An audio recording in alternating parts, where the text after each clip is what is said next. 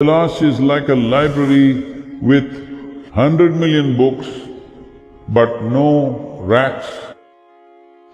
Dhyanalinga is an effective library, easy to pick. If you burrow into it, you're not going to come out. One moment, if you can be absolutely there, everything is possible through that. It just takes intensity.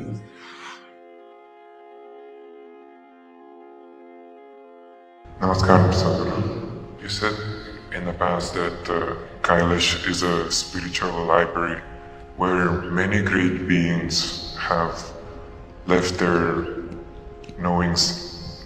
Is it something similar possible in Dhyanalinga?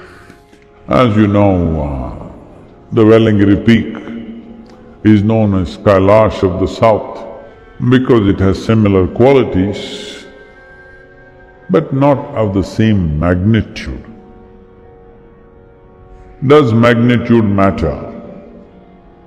Matters as an impression, doesn't matter for knowing actually. Because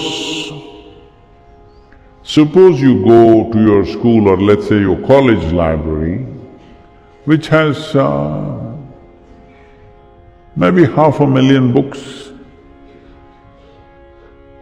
You go to another public library which has 10 million books.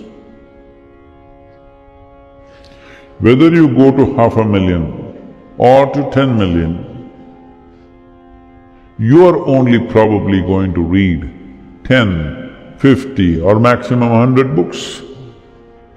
You are not going to read 500,000 books or 10 million books.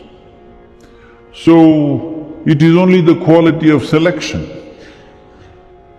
And if you go to a library with 10 million books, unless there is a very good librarian there, you can't find anything that you want for nuts.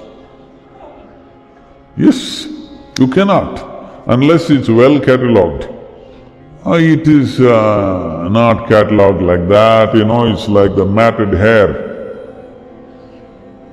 That's how it is described and that's how it is. It is like the matted hair of Adiyogi. If he does this, whole cataloguing gets disturbed. So you will have to find it. Not that you cannot, but it takes a certain amount of… education to go through the library successfully. Yes. Otherwise you'll go stare at all the books. There are all kinds of stuff which are irrelevant to you. So, in that sense, Dhyanalinga is an effective library. We don't have as many books as they have, but we have what is needed. Easy to pick because it's more organized, catalogued. It's just that you have to spend enough time to see. When I say to see, I mean to say, first seeing, then figuring out what is the alphabet, then the word, then the sentence, then trying to understand what does it say. This is the nature of learning anything to be read. So first you must be able to see. Then you must be able to identify the alphabet, the word, the sentence and further. Does it take time? Some time, but not necessarily enormous amount of time.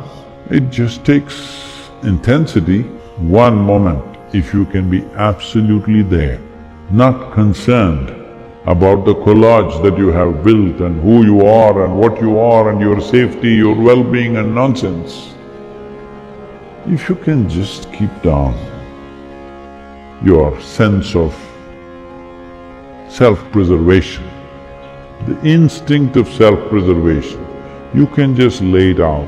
This is why when you're entering Dhyanalinga, there is a yogi on the floor to indicate this is where you must leave yourself and go.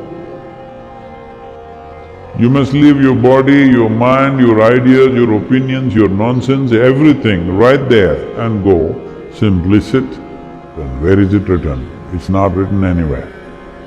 But everything is possible through that. In volume, in magnitude, it is not Kailash. But Kailash is a heap of stuff. Kailash is like a library with 100 million books, but no racks, just in one heap. You will have to burrow through that. It's an enormous process. Even great sages like Rishabh Maharishi went and lost himself. He never came back. Because if you see 100 million or 1 trillion books in one big heap, the book that you want to find, if you burrow into it, you're not going to come out. That's what happened. Not just to him, to many other sages and saints this happened. I was thinking of camping there for 3 months with a few people and trying to explore. Then as I had a closer look, I knew that if I go there, that's the end of it. So, I'm okay here.